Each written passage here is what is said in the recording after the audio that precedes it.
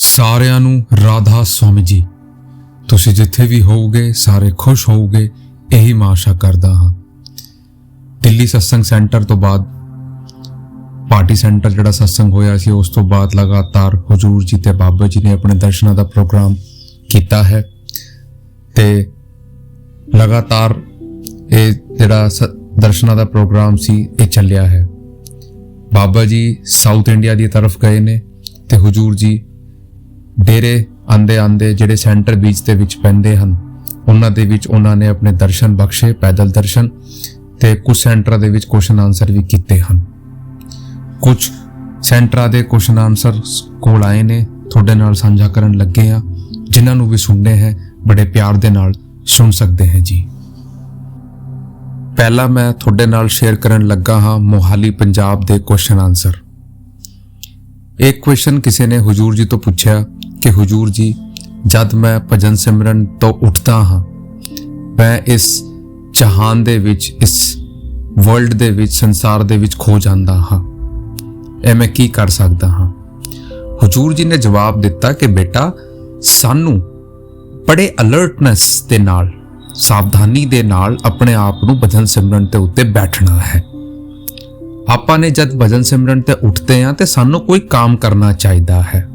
ਜੇ ਆਪਾਂ ਖਾਲੀ ਬੈਠਾਂਗੇ ਤਾਂ ਇਹ ਜਿਹੜਾ ਮਨ ਹੈ ਉਸ ਦੇ ਉੱਤੇ ਅਸਰ ਪੈਂਦਾ ਹੈ।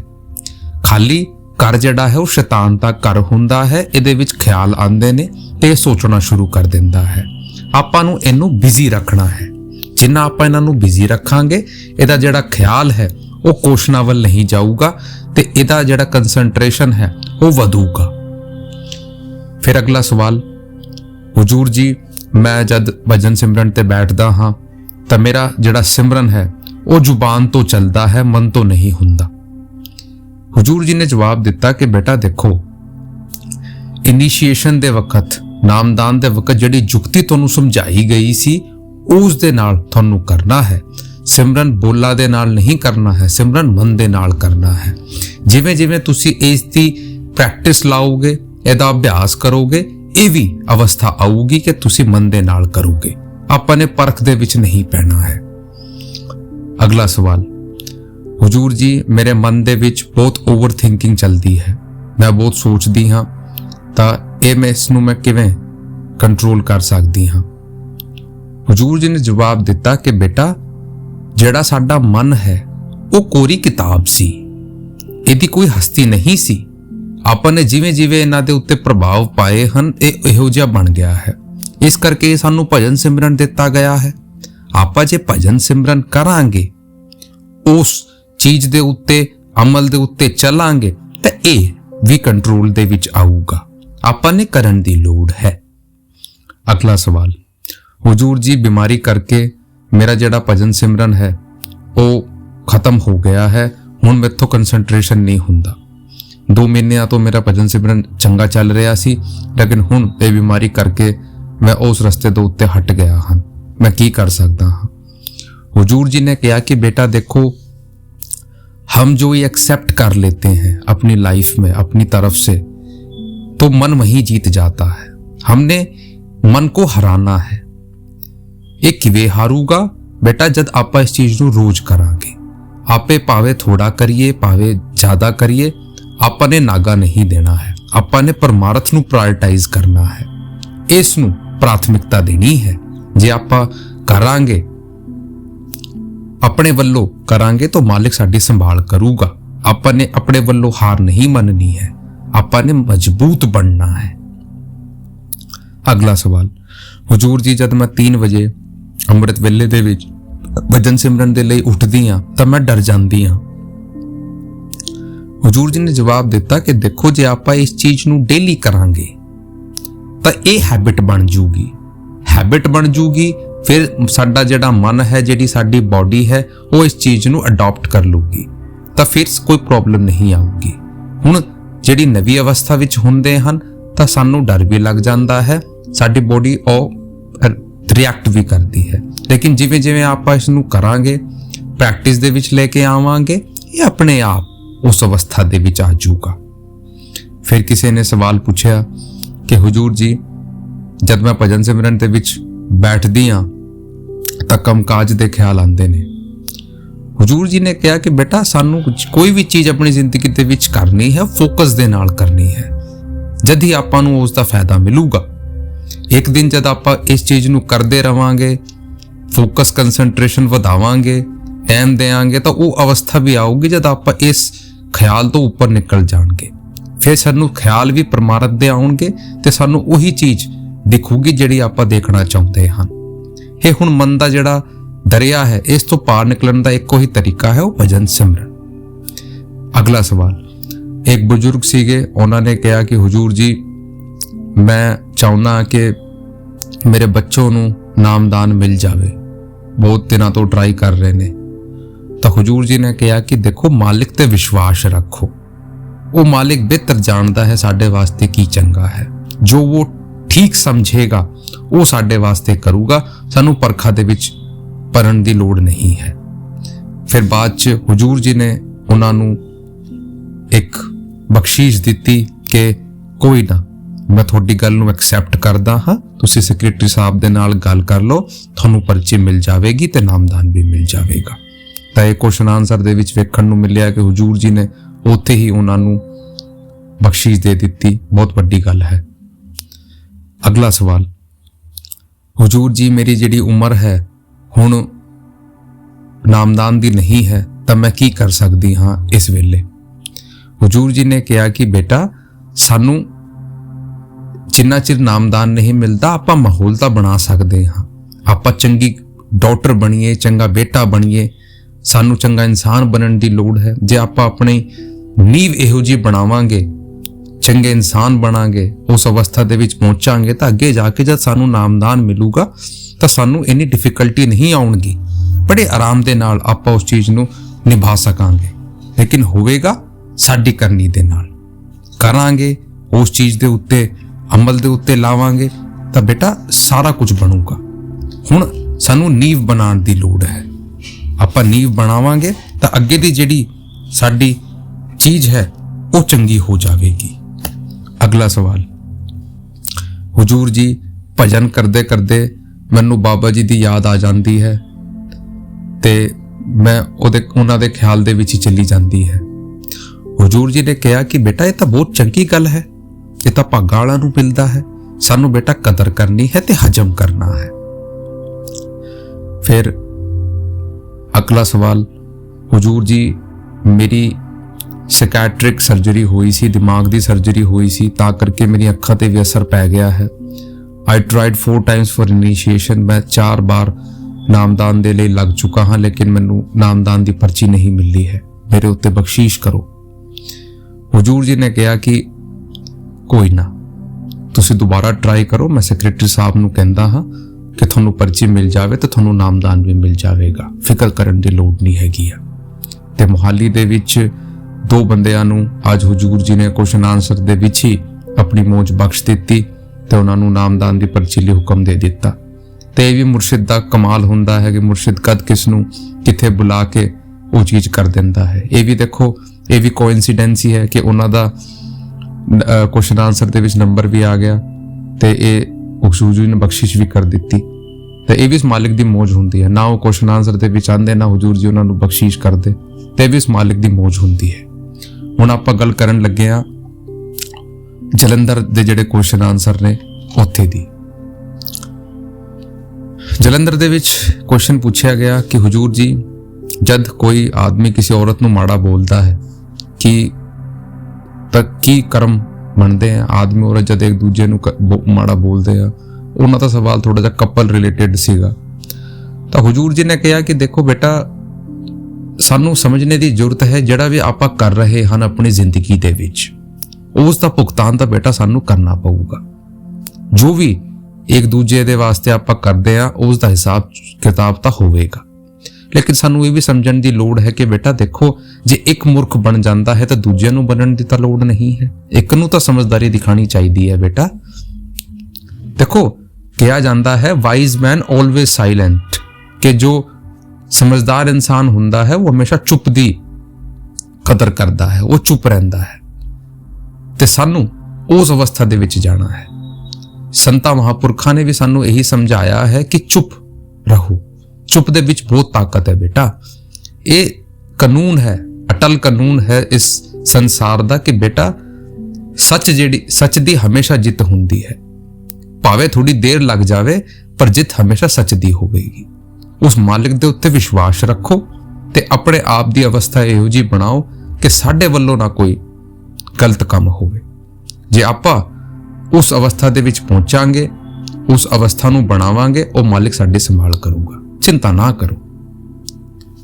अगला सवाल, हुजूर जी मैं कदे कदे आप जी नूं वेख के, आप जी दी फोटो नूं वेख के ते बाबा जी फोटो नूं वेख के बहुत रोण लग जांदी है, बहुत रोण लग जांदी है, तो मैं की करा? हुजूर जी ने कहा बेटा ये तो चंगी गल है, दैट्स गुड। मन दे भाव जिहड़े है वो निकल जांदे ने, ये तो अवस्था है बेटा। कोई ना, जे मालिक दे आगे आपां इस अवस्था नूं निकालदे हैं तो कोई ना, वो साडी संभाल करूगा। फिर अगे एक कुड़ी ने सवाल किया कि बाबा जी मैं जद भजन सत्संग दे विच आंदी आ तां मैनूं नींद आ जाती है, मैं बहुत सो जाती हाँ। तो हुजूर जी ने कहा इन्हां सरकैज़म वे कि कोई ना, जब तुसी वड्डे हो जाओगे फिर तुसी भी सत्संग करया करोगे, ते फिर जद उस वेले जद सारे सुणगे तो फिर तुसी कहा करोगे कि हुण जग जाओ बई सत्संग हो रहा है। सारी संगत उत्ते हसन लग पई। अगला सवाल, हुजूर जी की सत्संगी नूं अपने कर्म दा वध देना पैंदा है नॉन सत्संगी तो? हुजूर जी ने समझाया कि बेटा देखो, everybody have ups and down in their life. हर किसी दी जिंदगी दे विच उतार चढ़ाव आंदे ने कर्मा करके। इत्थे सत्संगी ते नॉन सत्संगी दा कोई फर्क नहीं हैगा। भावे कोई सत्संगी होवे, भावे कोई सत्संग दे विच ना जांदा होवे, कर्मा दा हिसाब किताब तो बेटा अटल है, सारियां नूं देना है, आपां बच नहीं सकदे। जिन्ना चिर बेटा सत्संगी दा सवाल जवाब है, देखो सत्संगी नूं सारा पता हुंदा है की सही है की गलत है, उन्हां नूं उसूलां दा भी पता हुंदा है। हुण देखो जिवें कोई नॉन सत्संगी है, उन्हां नूं नहीं पता कि मांस खाण दे नाल, शराब पीण दे नाल या माड़ा काम करन दे नाल की हुंदा है, वो फिर भी कह सकदा है मैनूं नहीं पता सी। लेकिन सत्संगी नूं जिन्हां नूं सारा कुछ पता है कि की सही है की गलत है, जे वो फिर भी पुठे कामां दे उत्ते जाऊगा, फिर भी गलत कदम चुकूगा, तो बेट फिर सानू सियाणा कौन कहूगा? इस करके कहा जाता है कि जे सानू पता है फिर भी आपां कर रहे हैं, फिर उन्हां नूं आपां डेलीबरेटली कर रहे हैं, जानबूझ के कर रहे हैं, सानू समझण दी लोड़ है। लेकिन ये कहना कि जे सत्संगी ते नॉन सत्संगी दे विच कोई डिस्क्रिमिनेशन है, कोई भेदभाव है, तो वो नहीं बेटा। मालिक दी नज़र दे विच सारे इक्को जिक्के ने, पर सानू अपने वल्लों चंगा करन दी लोड़ है। अगला सवाल, हुजूर जी जद जिंदगी दे विच सफलता आंदी है, सक्सेस आंदी है, तो वो नाल दे नाल ओवर थिंकिंग भी लैके आंदी है। इहदे विच आपां की कर सकते हैं? हुजूर जी ने सोहना जवाब दिता कि देखो बेटा, सब तो पहला तो सानू ये समझण दी लोड़ है कि सच्ची सफलता किहड़ी है, रियल सक्सेस किहड़ी है। देखो बेटा, रियल सक्सेस जिहड़ी है वो है जद आपां उस परमात्मा दे नाल अपनी लिव नूं जोड़दे हां। उस तो वड्डी सक्सेस हो नहीं सकती। Spiritual success is the top most priority of the world. बेटा जद आपां उसूलां दी कुर्बानी कर दिंदे हां, उस नूं आपां सक्सेस समझदे हां, तां ये साडी गलतफहमी है। सानू हिसाब देना पऊगा। मैटेरियलिस्टिक चीज़ां दी जिहड़ी सक्सेस है वो एक लिमिट तक है, लेकिन जिहड़ी स्पिरिचुअल सक्सेस है वो साडी सच्ची अवस्था होवेगी जद आपां भजन सिमरन करके उस मालिक नूं पावांगे, वो साडी सफलता होवेगी। सानू उस दे उत्ते भी ध्यान देना है। अगला सवाल, हुजूर जी आपां किसी दा कुछ चंगा करदे हां, चंगा करदे करदे आपां तां चंगा सोचदे हां कि भी सामने वाले दा चंगा हो जावे, लेकिन सामने वाले नूं लगदा है कि आपां ਉਹਦਾ माड़ा कर रहे हैं। उस सिचुएशन दे विच आपां नूं की करना चाहिदा है? हुजूर जी ने जवाब दिता कि देखो बेटा, don't think about their opinion. आपां नूं ਉਹਦੇ बारे सोचण दी लोड़ नहीं है कि वो की सोच रहे हैं। सानू मालिक ने वो विवेक की ताकत दिती है, सानू ये समझण दी लोड़ है कि आपां जो कर रहे हैं वो चंगा है कि माड़ा है। जे आपां अपने वल्लों चंगा कर रहे हैं, फिर सानू वो सोचण दी लोड़ नहीं है कि दूजे साडे वास्ते की सोच रहे हैं। तुसी अपने वल्लों चंगा करो, वो मालिक अपने आप उस चीज नूं संभालेगा। आपां ने दूजिया दे ओपीनियन नूं लैके नहीं चलना है, अपने वल्लों चंगा करो। अगला सवाल, हुजूर जी तुसी अपने नाल बाबा जी नूं लैके क्यों नहीं आए? तुहाडी जिहड़ी जोड़ी है वो बहुत चंगी लगदी है, एक दूजे नूं आपां जब तुहानूं इकट्ठे देखदे हां तां साडा दिल खुश हो जांदा है। ਹਜ਼ੂਰ ਜੀ ਨੇ ਕਿਹਾ ਕਿ ਬੇਟਾ ਦੇਖੋ ਮਾਲਕ ਦੀ ਆਪਣੀ ਮੌਜ ਹੈ। Now we are divided our duties. ਆਪਾਂ ਨੇ ਆਪਣੀ ਜਿਹੜੀ ਡਿਊਟੀਜ਼ ਹਨ, ਸੇਵਾਵਾਂ ਹਨ, ਉਹ ਬਾਂਟ ਲਈ ਹੈ। ਉਹ ਕਿਸੇ ਹੋਰ ਸਾਈਡ ਸੰਗਤ ਨੂੰ ਦੇਖਣ ਚਲੇ ਜਾਂਦੇ ਹਨ, ਮੈਂ ਕਿਸੇ ਹੋਰ ਸਾਈਡ ਚਲਾ ਜਾਂਦਾ ਹਾਂ। ਤਾਂ ਕਰਕੇ ਆਪਾਂ ਇੱਕ ਬੈਲੈਂਸ ਬਣਾਇਆ ਹੋਇਆ ਹੈ। ਫਿਰ ਕਿਸੇ ਨੇ ਹਜ਼ੂਰ ਜੀ ਤੋਂ ਸਵਾਲ ਕੀਤਾ ਕਿ ਹਜ਼ੂਰ ਜੀ ਮੇਰੇ ਜਿਹੜੇ ਗ੍ਰੈਂਡਫਾਦਰ ਨੇ ਉਹ ਇਨੀਸ਼ੀਏਟਡ ਨੇ, ਨਾਮਦਾਨ ਮਿਲਿਆ ਹੋਇਆ ਹੈ, ਲੇਕਿਨ ਫਿਰ ਵੀ ਉਹ ਅਲਕੋਹਲ ਦਾ ਸੇਵਨ ਕਰਦੇ ਹਨ, ਸ਼ਰਾਬ ਪੀਂਦੇ ਹਨ। ਮੈਨੂੰ ਬੜਾ ਦੁੱਖ ਹੁੰਦਾ ਹੈ। ਹਜ਼ੂਰ ਜੀ ਨੇ ਕਿਹਾ ਕਿ ਦੇਖੋ ਬੇਟਾ ਸਾਨੂੰ ਆਪਣੇ ਵੱਡਿਆਂ ਦੀ ਪਰਖ ਨਹੀਂ ਕਰਨੀ ਹੈ, ਉਹ ਸਾਡੇ ਬੜੇ ਹਨ। ਜੋ ਵੀ ਰਸਤਾ ਉਹਨਾਂ ਨੇ ਅਪਣਾਇਆ ਹੈ, ਕੋਈ ਨਾ ਮਾਲਕ ਮਿਹਰ ਕਰੂਗਾ। ਕਦੇ ਕਦੇ ਮਨ ਦੇ ਪ੍ਰਭਾਵ ਦੇ ਵਿੱਚ ਆ ਕੇ ਆਪਾਂ ਉਸ ਅਵਸਥਾ ਦੇ ਵਿੱਚ ਪਹੁੰਚ ਜਾਂਦੇ ਹਨ। ਸਾਨੂੰ ਪਰਖ ਨਹੀਂ ਕਰਨੀ ਹੈ। ਆਪਾਂ ਨੇ ਉਸ ਮਾਲਕ ਦੇ ਉੱਤੇ ਵਿਸ਼ਵਾਸ ਰੱਖਣਾ ਹੈ, ਉਹ ਆਪਣੇ ਆਪ ਸਾਡੀ ਸੰਭਾਲ ਕਰੂਗਾ। ਅਗਲੇ ਸਵਾਲ ਜਵਾਬ ਹੋਸ਼ਿਆਰਪੁਰ ਤੋਂ। ਹੋਸ਼ਿਆਰਪੁਰ ਦੇ ਵਿੱਚ ਵੀ ਸਵਾਲ ਪੁੱਛੇ ਗਏ, ਉਹ ਤੁਹਾਡੇ ਨਾਲ ਸ਼ੇਅਰ ਕਰਨ ਲੱਗਾ ਹਾਂ। ਇੱਕ ਸਵਾਲ ਹੋਸ਼ਿਆਰਪੁਰ ਦੇ ਵਿੱਚ, ਹਜ਼ੂਰ ਜੀ ਜਿਹੜੇ ਡੇਰੇ ਦੀ ਨਿੰਦਾ ਕਰਦੇ ਹਨ, ਤੁਹਾਡੀ ਨਿੰਦਾ ਕਰਦੇ ਹਨ, ਬਾਬਾ ਜੀ ਦੀ ਨਿੰਦਾ ਕਰਦੇ ਹਨ, ਆਪਾਂ ਨੂੰ ਕੀ ਕਰਨਾ ਚਾਹੀਦਾ ਹੈ? ਹਜ਼ੂਰ ਜੀ ਨੇ ਕਿਹਾ ਕਿ ਦੇਖੋ ਬੇਟਾ ਇਹ ਸਾਡੇ ਉੱਤੇ ਮੁਨੱਸਰ ਹੈ। ਕਦੇ ਵੀ ਸਾਨੂੰ ਪੋਲਿਟਿਕਸ ਦੇ ਵਿੱਚ, ਰਾਜਨੀਤੀ ਦੇ ਵਿੱਚ ਤੇ ਪਰਮਾਰਥ ਦੇ ਵਿੱਚ, ਅਧਿਆਤਮ ਦੇ ਵਿੱਚ ਕਦੇ ਕਿਸੇ ਦੇ ਨਾਲ ਬਹਿਸ ਨਹੀਂ ਕਰਨੀ ਚਾਹੀਦੀ ਹੈ। ਇਸ ਬਹਿਸ ਦੀ ਕੋਈ ਲਿਮਿਟ ਨਹੀਂ ਹੈ ਬੇਟਾ। ਇਹ ਜਿਹੜਾ ਮਾਰਗ ਹੈ ਨਾ, ਪਰਮਾਰਥ ਦਾ ਮਾਰਗ, ਇਹ ਫਾਊਂਡੇਸ਼ਨ ਆਫ ਲਵ ਹੈ। ਮਤਲਬ ਕਿ ਉਹ ਪਿਆਰ ਦਾ ਸੌਦਾ ਹੈ। ਪਿਆਰ ਦੇ ਵਿੱਚ ਆ ਕੇ ਹੀ ਆਪਾਂ ਨੇ ਇਸ ਦੇ ਉੱਤੇ ਚੱਲਣਾ ਹੈ। ਸੰਤਾ ਮਹਾਤਮਾ ਨੇ ਸਾਨੂੰ ਪਿਆਰ ਸਿਖਾਇਆ ਹੈ। ਜਿਨ ਪ੍ਰੇਮ ਕੀਓ ਤਿਨ ਹੀ ਪ੍ਰਭ ਪਾਇਓ। ਉਹਨਾਂ ਦੀ ਬੇਟਾ ਜਿਹੜਾ ਖੁਸ਼ੀ ਹੈ ਨਾ, ਉਹ ਸਾਡੇ ਰਿਐਕਸ਼ਨ ਦੇ ਵਿੱਚ ਹੈ। ਆਪਾਂ ਜੇ ਰਿਐਕਟ ਕਰਾਂਗੇ ਉਹਨਾਂ ਨੂੰ ਖੁਸ਼ੀ ਮਿਲੂਗੀ, ਆਪਾਂ ਰਿਐਕਟ ਨਹੀਂ ਕਰਾਂਗੇ ਉਹ ਅੱਗੇ ਉਹਨਾਂ ਦੇ ਕੋਲ ਕੋਈ ਚੀਜ਼ ਨਹੀਂ ਬਚੂਗੀ। ਉਹ ਚਾਹੁੰਦੇ ਆ ਕਿ ਆਪਾਂ ਰਿਐਕਟ ਕਰਨ, ਕਿ ਚੀਜ਼ਾਂ ਵਧਣ। ਬੇਟਾ ਤੁਹਾਨੂੰ ਚੁੱਪ ਕਰਕੇ ਉੱਥੇ ਤੋਂ ਨਿਕਲ ਜਾਣਾ ਚਾਹੀਦਾ ਹੈ। ਆਪਾਂ ਨੇ ਕਿਸੇ ਦੇ ਨਾਲ ਬਹਿਸ ਨਹੀਂ ਕਰਨੀ ਹੈ। ਤੁਸੀਂ ਆਪਣਾ ਵੱਲੋਂ ਚੰਗਾ ਕਰੋ, ਜੋ ਉਹ ਕਹਿੰਦੇ ਨੇ ਉਹਨਾਂ ਨੂੰ ਕਹਿਣ ਦਿਓ।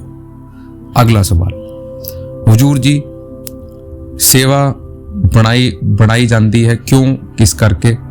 ਹਜ਼ੂਰ ਜੀ ਨੇ ਕਿਹਾ ਕਿ ਦੇਖੋ ਬੇਟਾ ਇਹ ਵੀ ਕਰਨੀ ਦਾ ਮਾਰਗ ਹੈ। ਸੇਵਾ ਦਿੱਤੀ ਜਾਂਦੀ ਹੈ ਮਾਹੌਲ ਬਣਾਉਣ ਵਾਸਤੇ, ਕਿ ਜੇ ਆਪਾਂ ਭਜਨ ਸਿਮਰਨ ਕਰਾਂਗੇ ਉਸ ਦੇ ਵੇਲੇ ਜਿਹੜੀ ਸੇਵਾ ਹੈ ਸਾਨੂੰ ਮਦਦ ਕਰਦੀ ਹੈ, ਕਿਉਂਕਿ ਸਾਡਾ ਮਨ ਜਿਹੜਾ ਹੈ ਉਹ ਨੀਵਾ ਹੋ ਜਾਂਦਾ ਹੈ। ਤਾਂ ਕਰਕੇ ਸੇਵਾ ਸਾਨੂੰ ਦਿੱਤੀ ਜਾਂਦੀ ਹੈ।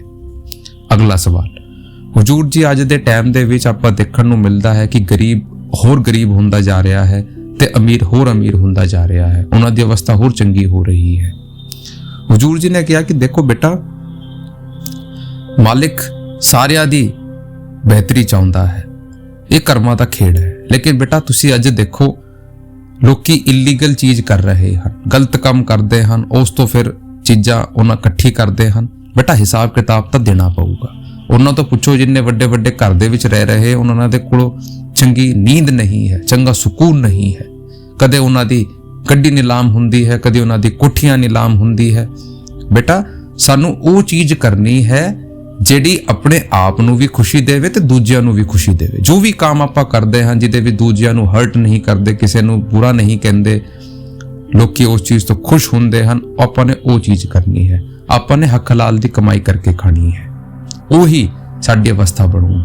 ਜੇ ਆਪਾਂ ਕਿਸੇ ਦਾ ਕੁਝ ਮਾੜਾ ਨਹੀਂ ਕਰ ਰਹੇ ਹਨ, ਕਿਸੇ ਨੂੰ ਸਾਡੇ ਕੰਮ ਤੋਂ ਖੁਸ਼ੀ ਮਿਲ ਰਹੀ ਹੈ, ਉਹਨੂੰ ਮਾਲਿਕ ਉਸ ਚੀਜ਼ ਨੂੰ ਐਕਸੈਪਟ ਕਰੂਗਾ। ਗਲਤ ਕੰਮ ਕਰਕੇ ਜੇ ਥੋੜਾ ਬਹੁਤ ਇਕੱਠਾ ਕਰ ਵੀ ਲਿਆ ਤਾਂ ਬੇਟਾ ਉਸ ਦਾ ਹਿਸਾਬ ਤਾਂ ਦੇਣਾ ਪਊਗਾ। ਅਗਲਾ ਸਵਾਲ, ਹਜ਼ੂਰ ਜੀ ਕਰਮਾਂ ਦੀ ਖੇਡ ਹੁੰਦੀ ਹੈ, ਲੇਕਿਨ ਜੇ ਸਾਡਾ ਕੋਈ ਪਾਰਟਨਰ, ਸਾਡਾ ਕੋਈ ਸਗਾ ਸੰਬੰਧੀ ਸਾਨੂੰ ਕੋਈ ਗਿਫਟ ਦੇ ਦਿੰਦਾ ਹੈ ਜਾਂ ਕੁਝ ਸਾਨੂੰ ਦੇ ਦਿੰਦਾ ਹੈ, ਕਿ ਉਹਦਾ ਵੀ ਕਰਮ ਬਣਦਾ ਹੈ? ਹਜ਼ੂਰ ਜੀ ਨੇ ਕਿਹਾ ਕਿ ਬੇਟਾ ਦੇਖੋ ਕਰਮਾਂ ਦਾ ਖੇਡ ਤਾਂ ਹੈ, ਲੇਕਿਨ ਸਾਨੂੰ ਇੰਨੀ ਬਰੀਕੀ ਦੇ ਵਿੱਚ ਨਹੀਂ ਜਾਣਾ ਹੈ। ਇਹ ਤਾਂ ਨਿੱਜੀ ਚੀਜ਼ਾਂ ਹੁੰਦੀਆਂ ਨੇ, ਇਹਨਾਂ ਵਿੱਚੋਂ ਇਹ ਚੀਜ਼ ਨੂੰ ਲੈ ਕੇ ਨਹੀਂ ਆਉਣਾ ਹੈ।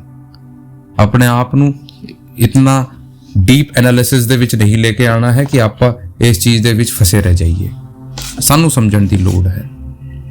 ਅਗਲਾ ਸਵਾਲ, ਹਜ਼ੂਰ ਜੀ ਜਦ ਕੋਈ ਸਾਡੀ ਜ਼ਿੰਦਗੀ ਦੇ ਵਿੱਚ ਆਂਦਾ ਹੈ ਕੋਈ ਵੀ, ਤਾਂ ਕੀ ਉਹ ਕਰਮ ਦਾ ਹਿਸਾਬ ਕਿਤਾਬ ਹੁੰਦਾ ਹੈ? ਹਜ਼ੂਰ ਜੀ ਨੇ ਕਿਹਾ ਕਿ ਬੇਟਾ ਮਹਾਰਾਜ ਜੀ ਕਹਿੰਦੇ ਹੁੰਦੇ ਸੀ ਕਿ ਦੇਖੋ ਇੱਕ ਲਹਿਰ ਹੁੰਦੀ ਹੈ ਜਿਹੜੀ ਕਿ ਸਾਰੀਆਂ ਜਿਹੜੀਆਂ ਲੱਕੜੀਆਂ ਹੁੰਦੀਆਂ ਹਨ ਲਹਿਰ ਦੇ ਵਿੱਚ ਉਹਨਾਂ ਨੂੰ ਇਕੱਠੀ ਕਰ ਦਿੰਦੀ ਹੈ। ਦੂਜੀ ਲਹਿਰ ਆਉਂਦੀ ਹੈ ਉਹਨਾਂ ਨੂੰ ਸਾਰਿਆਂ ਨੂੰ ਅਲੱਗ ਕਰ ਦਿੰਦੀ ਹੈ। ਤਾਂ ਬੇਟਾ ਇਹ ਕਰਮਾਂ ਦੀ ਲਹਿਰ ਹੈ। ਕੋਈ ਕਰਮ ਦੀ ਲਹਿਰ ਆਊਗੀ ਬੰਦਿਆਂ ਨੂੰ ਕਿੱਥੇ ਪੁਆਇੰਟ ਤੇ ਆ ਕੇ ਇਕੱਠਾ ਕਰ ਦਿੰਦੀ ਹੈ। ਫਿਰ ਦੂਜੀ ਲਹਿਰ ਆਊਗੀ ਉਹ ਸਾਰੇ ਬੰਦੇ ਫਿਰ ਅਲੱਗ ਹੋ ਜਾਂਦੇ ਹਨ। ਤਾਂ ਬੇਟਾ ਸਾਨੂੰ ਤਾਂ ਉਸ ਰਿਸ਼ਤੇ ਦੀ ਕਦਰ ਕਰਨੀ ਹੈ। ਜਿੰਨਾ ਟਾਈਮ ਦੇ ਲਈ ਵੀ ਉਹ ਰਿਸ਼ਤਾ ਸਾਨੂੰ ਮਿਲਿਆ ਹੈ ਸਾਨੂੰ ਆਪਣੇ ਵੱਲੋਂ ਚੰਗਾ ਕਰਨਾ ਹੈ, ਕਿਸੇ ਦਾ ਦਿਲ ਨਹੀਂ ਦੁਖਾਣਾ ਤੇ ਜਿੰਨਾ ਸਾਡੇ ਤੋਂ ਹੋ ਸਕੇ ਉਨਾ ਬਿਹਤਰ ਉਸ ਰਿਸ਼ਤੇ ਨੂੰ ਨਿਭਾਉਣ ਦੀ ਕੋਸ਼ਿਸ਼ ਕਰਨੀ ਹੈ। ਅਗਲਾ ਸਵਾਲ, ਹੁਜੂਰ ਜੀ ਕਿਸੇ ਦੇ ਕਰਮ ਮਾੜੇ ਹੁੰਦੇ ਹਨ, ਕਿਸੇ ਦੇ ਕਰਮ ਚੰਗੇ ਹੁੰਦੇ ਹਨ। ਕਿਹਾ ਜਾਂਦਾ ਹੈ ਕਿ ਜੇ ਆਪਾਂ ਚੰਗੇ ਕਰਮ ਵਾਲੇ ਦੇ ਪੈਰ ਛੂੰਹਦੇ ਹਨ ਤੇ ਸਾਨੂੰ ਚੰਗੇ ਕਰਮ ਮਿਲਦੇ ਹਨ, ਜੇ ਆਪਾਂ ਕਿਸੇ ਮਾੜੇ ਕਰਮ ਵਾਲੇ ਦੇ ਪੈਰ ਛੂੰਹਦੇ ਹਨ ਤਾਂ ਸਾਨੂੰ ਮਾੜੇ ਕਰਮ ਮਿਲਦੇ ਹਨ। ਤਾਂ ਹੁਜੂਰ ਜੀ ਨੇ ਕਿਹਾ ਕਿ ਬੇਟਾ ਸਾਨੂੰ ਲੌਜੀਕਲ ਸੋਚਣ ਦੀ ਲੋੜ ਹੈ। ਆਪਾਂ ਇਲੌਜੀਕਲ ਚੀਜ਼ਾਂ ਸੋਚ ਕੇ ਬੈਠ ਜਾਂਦੇ ਹਾਂ ਤਾਂ ਕਰਕੇ ਸਾਨੂੰ ਇਹ ਚੀਜ਼ ਹੁੰਦੀ ਹੈ। ਬੇਟਾ ਜੇ ਇਹ ਸਭ ਕਰਕੇ ਹੋ ਜਾਂਦਾ ਫਿਰ ਤਾਂ ਸਾਰੇ ਚੰਗੇ ਕਰਮ ਲੈ ਲੈਂਦੇ। ਇਹ ਨਹੀਂ ਬੇਟਾ ਕੁਝ ਹੁੰਦਾ। ਆਪਾਂ ਨੂੰ ਇਹਨਾਂ ਭਰਮਾਂ ਤੋਂ ਬਾਹਰ ਨਿਕਲਣ ਦੀ ਲੋੜ ਹੈ। ਤਾਂ ਕਰਕੇ ਪਰਮਾਰਥ ਦੇ ਵੀ ਸਾਨੂੰ ਅਸਲੀਅਤ ਸਮਝਾਈ ਜਾਂਦੀ ਹੈ। ਆਪਾਂ ਇਹਨਾਂ ਚੀਜ਼ਾਂ ਵਿੱਚੋਂ ਫਸ ਜਾਂਦੇ ਹਾਂ। ਅਗਲਾ ਸਵਾਲ, ਹੁਜੂਰ ਜੀ ਮੈਂ ਜਦ ਭਜਨ ਸਿਮਰਨ ਤੇ ਬੈਠਦਾ ਹਾਂ ਤਾਂ ਮੈਂ ਸਿਮਰਨ ਤਾਂ ਕਰਦਾ ਹਾਂ ਲੇਕਿਨ ਭਜਨ ਨਹੀਂ ਕਰਦਾ, ਕੀ ਮੈਨੂੰ ਮਨਜ਼ੂਰੀ ਮਿਲੂਗੀ? ਹੁਜੂਰ ਜੀ ਨੇ ਕਿਹਾ ਕਿ ਬੇਟਾ ਸਿਮਰਨ ਸ਼ੁਰੂਆਤ ਹੈ, ਭਜਨ ਉਹਨਾਂ ਦਾ ਇੱਕ ਤੁਸੀਂ ਕਹਿ ਸਕਦੇ ਹੋ ਫਲ ਹੈ। ਜੇ ਆਪਾਂ ਉਹ ਨਹੀਂ ਕਰਾਂਗੇ ਤਾਂ ਫਿਰ ਮਨਜ਼ੂਰੀ ਨਹੀਂ ਮਿਲਦੀ। ਬੇਟਾ ਸਾਨੂੰ ਕਦਰ ਕਰਨ ਦੀ ਲੋੜ ਹੈ। ਫਿਰ ਇੱਕ ਮੁੰਡੇ ਨੇ ਇੱਕ ਸਵਾਲ ਕੀਤਾ ਕਿ ਹੁਜੂਰ ਜੀ ਮੈਂ ਡੇਰਾ ਨਹੀਂ ਜਾ ਪਾਉਂਦਾ, ਸਤਸੰਗ ਦੇ ਵਿੱਚ ਨਹੀਂ ਜਾ ਪਾਉਂਦਾ, ਭਜਨ ਸਿਮਰਨ ਨਹੀਂ ਹੁੰਦਾ, ਮੇਰਾ ਸਾਰਾ ਜਿਹੜਾ ਸ਼ੈਡਿਊਲ ਹੈ ਉਹ ਡਿਸਬੈਲੈਂਸ ਹੋਇਆ ਪਿਆ ਹੈ, ਮੈਂ ਨੌਕਰੀ ਦੇ ਵਿੱਚ ਹਾਂ, ਹੁਜੂਰ ਜੀ ਮੈਂ ਕਿਵੇਂ ਸਾਰਾ ਕੁਝ ਕਰ ਸਕਦਾ ਹਾਂ? ਤਾਂ ਹੁਜੂਰ ਜੀ ਨੇ ਆਪਣਾ ਨਿੱਜੀ ਐਗਜ਼ਾਮਪਲ ਉਹਨਾਂ ਦੇ ਸਾਹਮਣੇ ਰੱਖਿਆ ਕਿ ਬੇਟਾ ਮੈਂ ਵੀ ਨੌਕਰੀ ਕਰਦਾ ਹੁੰਦਾ ਸੀ ਤੇ ਹਫਤੇ ਦੇ ਵਿੱਚ 150 ਘੰਟੇ ਹੁੰਦੇ ਨੇ। ਜੇ ਆਪਾਂ 1 ਘੰਟਾ ਵੀ ਉਹਦੇ ਵਿੱਚ ਨਹੀਂ ਨਿਕਾਲ ਸਕਦੇ ਤਾਂ ਬੇਟਾ ਫਿਰ ਸਾਨੂੰ ਸਿਆਣਾ ਕੌਣ ਕਹੂਗਾ? ਬੇਟਾ ਸਤਸੰਗ ਸਾਨੂੰ ਮਾਹੌਲ ਦਿੰਦਾ ਹੈ, ਭਜਨ ਸਿਮਰਨ ਸਾਨੂੰ ਤਾਕਤ ਦਿੰਦਾ ਹੈ। ਜੇ ਸਾਡੇ ਕੋਲ ਸਾਰੇ ਚੀਜ਼ ਨੂੰ ਕਰਨ ਦਾ ਟਾਈਮ ਹੈ ਤਾਂ ਫਿਰ ਇਹਦੇ ਵਿੱਚ ਕਿਉਂ ਨਹੀਂ ਹੈ? ਸਾਡੇ ਤੋਂ ਇੰਨਾ ਵਕਤ ਤਾਂ ਨਹੀਂ ਮੰਗਿਆ ਗਿਆ। ਤਾਂ ਬੇਟਾ ਸਾਨੂੰ ਸਮਝਣ ਦੀ ਲੋੜ ਹੈ। ਇਹ ਜਿਹੜੀ ਜ਼ਿੰਦਗੀ ਹਨ ਇਹ ਚਲਦੀ ਰਹੂਗੀ। ਸਾਰਿਆਂ ਦੇ ਨਾਲ ਆਪਾਂ ਨੂੰ ਬੈਲੈਂਸ ਅਪਰੋਚ ਬਣਾਉਂਦੇ ਹੋਏ ਭਜਨ ਸਿਮਰਨ ਕਰਨਾ ਹੈ। ਅਗਲਾ ਸਵਾਲ, ਹੁਜੂਰ ਜੀ ਕੀ ਸਾਡਾ ਮਨ ਇੰਨਾ ਪਾਵਰਫੁਲ ਹੈ ਕਿ ਆਪਾਂ ਇਹਨਾਂ ਨੂੰ ਕੰਟਰੋਲ ਨਹੀਂ ਕਰ ਸਕਦੇ? ਹੁਜੂਰ ਜੀ ਨੇ ਜਵਾਬ ਦਿੱਤਾ ਕਿ ਬੇਟਾ ਮਨ ਦੀ ਆਪਣੀ ਕੋਈ ਤਾਕਤ ਨਹੀਂ ਹੈ, ਮਨ ਨੂੰ ਤਾਕਤ ਆਪਾਂ ਦਿੱਤੀ ਹੈ। ਆਪਾਂ ਜਿਹੜੇ ਵੀ ਹੈਬਿਟਸ ਜਿਹੜੀ ਵੀ ਆਦਤਾਂ ਇਹਨਾਂ ਨੂੰ ਪਾਈਆਂ ਹਨ ਇਹ ਉਹਨਾਂ ਨੂੰ ਐਬਜ਼ੌਰਬ ਕਰਕੇ ਬਹਿ ਗਿਆ ਹੈ। ਆਪਾਂ ਨੇ ਪੁੱਠੇ ਕੰਮ ਦੇ ਉੱਤੇ ਲੱਗ ਗਏ, ਬੈਡ ਹੈਬਿਟਸ ਐਕਵਾਇਰ ਕੀਤੀ ਤਾਂ ਇਹ ਮਾੜਾ ਬਣ ਗਿਆ। ਆਪਾਂ ਨੇ ਚੰਗੀ ਹੈਬਿਟਸ ਐਕਵਾਇਰ ਕੀਤੀ ਹੁੰਦੀ ਤਾਂ ਇਹ ਚੰਗਾ ਹੁੰਦਾ। ਇਹ ਤਾਂ ਸਾਡੇ ਉੱਤੇ ਹੈ ਬੇਟਾ। ਹੁਣ ਸਾਨੂੰ ਰਿਵਰਸ ਕਰਨ ਦੀ ਲੋੜ ਹੈ। ਹੁਣ ਚੰਗੇ ਕਰਮ ਦੇ ਉੱਤੇ ਲੱਗੀਏ ਤੇ ਆਪਣੇ ਆਪ ਸਾਫ਼ ਹੋ ਜਾਊਗਾ। ਇਹ ਤਾਂ ਬੇਟਾ ਸਾਡੇ ਉੱਤੇ ਮਨਸਰ ਹੈ। ਮਨ ਦੀ ਆਪਣੀ ਕੋਈ ਤਾਕਤ ਨਹੀਂ ਹੈ, ਤਾਕਤ ਆਪਾਂ ਇਹਨਾਂ ਨੂੰ ਦਿੰਦੇ ਹਾਂ। ਅਗਲਾ ਸਵਾਲ, ਹੁਜੂਰ ਜੀ ਜਦ ਤੋਂ ਮੇਰਾ ਬੇਟਾ ਪੈਦਾ ਹੋਇਆ ਹੈ ਉਹ PGI ਦੇ ਵਿੱਚ ਐਡਮਿਟ ਨੇ। ਬਾਬਾ ਜੀ ਇਹ ਕਿਹਦੇ ਕਰਮ ਨੇ? ਇਹ ਉਹਨਾਂ ਦੇ ਕਰਮ ਨੇ ਜਾਂ ਇਹ ਮੇਰੇ ਕਰਮ ਨੇ? ਹੁਜੂਰ ਜੀ ਨੇ ਕਿਹਾ ਕਿ ਦੇਖੋ ਜੀ ਭੈਣ ਜੀ ਇਹ ਤੁਹਾਡੇ ਵੀ ਕਰਮ ਨੇ ਤੇ ਉਹਨਾਂ ਦੇ ਵੀ ਕਰਮ ਨੇ, ਲੇਕਿਨ ਸਾਨੂੰ ਉਸ ਮਾਲਿਕ ਦੇ ਉੱਤੇ ਵਿਸ਼ਵਾਸ ਰੱਖਣਾ ਹੈ। ਉਹ ਕਿਸੇ ਦਾ ਮਾੜਾ ਨਹੀਂ ਸੋਚਦਾ। ਸਾਨੂੰ ਤਾਂ ਉਸ ਮਾਲਿਕ ਦੇ ਅੱਗੇ ਦੇਖਣਾ ਹੈ ਕਿ ਜੋ ਵੀ ਤੁਹਾਡੇ ਲਈ ਸਹੀ ਹੋਵੇਗਾ ਉਹ ਮਾਲਿਕ ਕਰੂਗਾ। ਸਾਨੂੰ ਉਸ ਦੇ ਉੱਤੇ ਵਿਸ਼ਵਾਸ ਕਰਨਾ ਹੈ ਤੇ ਆਪਣਾ ਭਜਨ ਸਿਮਰਨ ਕਰਨਾ ਹੈ। ਤਾਂ ਇਹ ਸੀਗੇ ਕੁਝ ਸਵਾਲ ਜਵਾਬ ਜਿਹੜੇ ਕਿ ਇਹ 3 ਜਗ੍ਹਾ ਤੋਂ ਆਏ, ਜਲੰਧਰ, ਮੋਹਾਲੀ ਤੇ ਹੁਸ਼ਿਆਰਪੁਰ। ਜਿਨ੍ਹਾਂ ਨੇ ਵੀ ਸੁਣੇ ਹੈ ਬੜੀ ਖੁਸ਼ੀ ਦੇ ਨਾਲ ਆਪਾਂ ਨੇ ਇਸ ਚੀਜ਼ ਦੇ ਉੱਤੇ ਅਮਲ ਦੇ ਉੱਤੇ ਲਾਣਾ ਹੈ ਤੇ ਆਪਣੇ ਆਪ ਨੂੰ ਉਸ ਮਾਲਿਕ ਵੱਲ ਲੈ ਕੇ ਜਾਣਾ ਹੈ। ਇੱਕ ਛੋਟੀ ਜੀ ਬੇਨਤੀ ਦੇਖਣ ਨੂੰ ਮਿਲਿਆ ਹੈ ਕਿ ਜਦ ਵੀ ਹੁਜੂਰ ਜੀ ਜਾਂ ਬਾਬਾ ਜੀ ਪੈਦਲ ਦਰਸ਼ਨਾਂ ਦੇ ਲਈ ਸਤਸੰਗ ਸੈਂਟਰਾਂ ਦੇ ਵਿੱਚ ਆਉਂਦੇ ਹਨ ਤਾਂ ਸੰਗਤ ਨੂੰ ਬੇਨਤੀ ਕੀਤੀ ਜਾਂਦੀ ਹੈ ਕਿ ਬੜੇ ਆਰਾਮ ਦੇ ਨਾਲ ਤੁਸੀਂ ਬੈਠ ਕੇ ਦਰਸ਼ਨ ਕਰੋ, ਲੇਕਿਨ ਦੇਖਿਆ ਗਿਆ ਹੈ ਕਿ ਆਪਾਂ ਮਾਸਟਰ ਹੁਜੂਰ ਜੀ ਜਾਂ ਬਾਬਾ ਜੀ ਤੋਂ ਪਿੱਛੇ ਭੱਜਦੇ ਹਨ, ਜਿਨ੍ਹਾਂ ਵਿੱਚ ਸਿਕਿਉਰਿਟੀ ਨੂੰ ਬੜੀ ਮੁਸ਼ਕਿਲ ਹੋ ਰਹੀ ਹੈ ਕੰਟਰੋਲ ਕਰਨ ਵਾਸਤੇ। ਦੇਖੋ ਜੇ ਹੁਜੂਰ ਜੀ ਬਾਬਾ ਜੀ ਸਾਡੇ ਉੱਤੇ ਮਿਹਰ ਕਰਦੇ ਹਨ, ਕਿਸੇ ਸੈਂਟਰ ਦੇ ਵਿੱਚ ਆਉਂਦੇ ਹਨ ਤਾਂ ਸਾਨੂੰ ਤਾਂ ਖੁਸ਼ ਹੋ ਕੇ ਬੈਠ ਕੇ ਉੱਥੇ ਦਰਸ਼ਨ ਕਰਨੇ ਚਾਹੀਦੇ ਹਨ। ਜੇ ਆਪੇ ਐਵੇਂ ਭਜਾਂਗੇ, ਐਵੇਂ ਰਸ਼ ਕ੍ਰੀਏਟ ਕਰਾਂਗੇ ਤਾਂ ਫਿਰ ਰੋਡ ਦੇ ਉੱਤੇ ਵੀ ਟ੍ਰੈਫਿਕ ਹੁੰਦਾ ਹੈ, ਜਿਹੜੀ ਆਮ ਲੋਕੀ ਹੈ ਉੱਥੇ ਦੇ ਉਹਨਾਂ ਨੂੰ ਵੀ ਫਰਕ ਪੈਂਦਾ ਹੈ। ਤਾਂ ਸਾਨੂੰ ਇਹ ਜਿਹਾ ਕੋਈ ਵੀ ਕੰਮ ਨਹੀਂ ਕਰਨਾ ਹੈ ਜਿਸ ਦੇ ਉੱਤੇ ਸਾਡੇ ਸਤਸੰਗ ਦੇ ਉੱਤੇ ਕੋਈ ਉਂਗਲ ਚੁੱਕੇ, ਸਾਨੂੰ ਬੜੇ ਪਿਆਰ ਦੇ ਨਾਲ ਕਰਨਾ ਹੈ। ਜੇ ਦਰਸ਼ਨ ਮਿਲ ਰਹੇ ਹਨ ਬੜੀ ਖੁਸ਼ੀ ਦੇ ਨਾਲ ਕਰੀਏ। ਕਿਸੇ ਨੂੰ ਕੋਈ ਗਲਤ ਕਹਿ ਕੇ ਜਾਂ ਕੁਝ ਗਲਤ ਐਕਸ਼ਨ ਲੈ ਕੇ ਆਪਾਂ ਨੇ ਨਾਮ ਖਰਾਬ ਨਹੀਂ ਕਰਨਾ ਹੈ। ਬੜੇ ਪਿਆਰ ਦੇ ਨਾਲ ਦਰਸ਼ਨ ਕਰੀਏ ਤੇ ਧੱਕਾ ਮੁੱਕੀ ਨਾ ਕਰੋ। ਕਿਸੇ ਨੂੰ ਚੋਟ ਵੀ ਲੱਗ ਸਕਦੀ ਹੈ, ਕਿਸੇ ਦਾ ਕੋਈ ਸਮਾਨ ਗੁੰਮ ਹੋ ਸਕਦਾ ਹੈ ਤੇ ਔਖੀ ਸਿਚੁਏਸ਼ਨ ਹੋ ਸਕਦੀ ਹੈ। ਸਾਨੂੰ ਸਮਝਣਾ ਹੈ ਤੇ ਬੜੇ ਪਿਆਰ ਦੇ ਨਾਲ ਇਸ ਚੀਜ਼ ਨੂੰ ਸੰਭਾਲਣਾ ਹੈ ਜੀ। ਰਾਧਾ स्वामी जी।